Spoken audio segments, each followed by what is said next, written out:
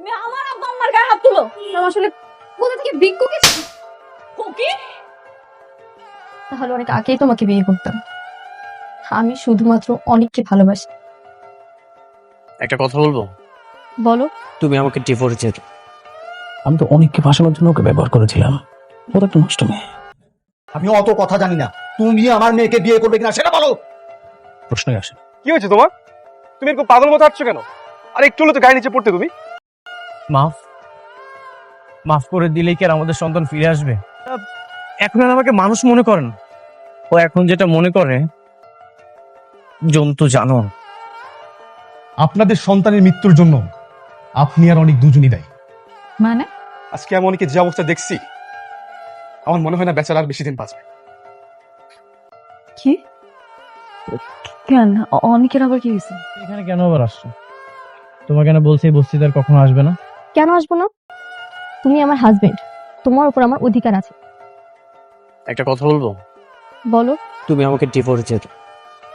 যে মানুষকে একসময় নিজের জীবনের চেয়েও বেশি ভালোবাসা হয়েছিল, ভাগ্যের নির্মম পরিহাসে আজ সেই কিনা হয়ে গেল চরম অপরাধী। হ্যাঁ বন্ধুরা, গরিব ঘরে রাজপুত্র 42 এর এই পর্বে অনিক আর মেঘলার সম্পর্কে টানাপোড়েন এমন এক রূপ নিয়েছে যা আপনার বুকটা এক অজানা কষ্টে কাঁপিয়ে দেবে। অনিক আজ সর্বস্ব হারিয়ে এক জীবন্ত লাশ। কিন্তু মেঘলা কি পারবে অনিককে ক্ষমা করতে? নাকি কুচক্রী রাতুলের বিষাক্ত জালে পুড়ে ছাই হয়ে যাবে তাদের চিরদিনের ভালোবাসা? চলুন আজ আমরা জেনে নিব। গল্পের শুরুতেই আমরা দেখি এক বিশাল পারিবারিক উৎসবের আয়োজন। শালিমা বিল্ডার্সের সকলকে নিয়ে মেঘলা তার বাবা মায়ের বিবাহ বার্ষিকী পালন করছে। আর ঠিক তখনই সেখানে গুটি গুটি পায়ে হাজির হয় অনিক।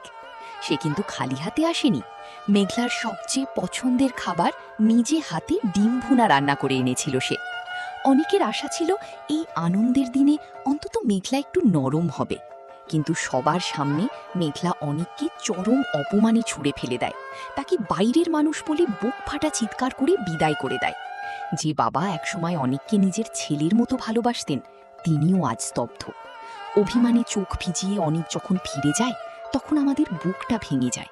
কিন্তু অনিক তখনও জানে না যে নেপথ্যের মূল খলনায়ক কি। হ্যাঁ বন্ধুরা, এই পুরো ধ্বংসলীলার পেছনে রয়েছে এক মহা প্রতারক রাতুল। রাতুল নিজের স্বার্থের জন্য একের পর এক নোংরা খেলা খেলেছে। সে অনিক আর মেঘলার সন্তানের ডিএনএ রিপোর্ট টাকা দিয়ে পরিবর্তন করিয়েছিল, যাতে অনিক বিশ্বাস করে সন্তানটি তার নয়। আজ সেই রাতুলের মুখোশ সবার সামনে উন্মোচিত হতে শুরু করেছে।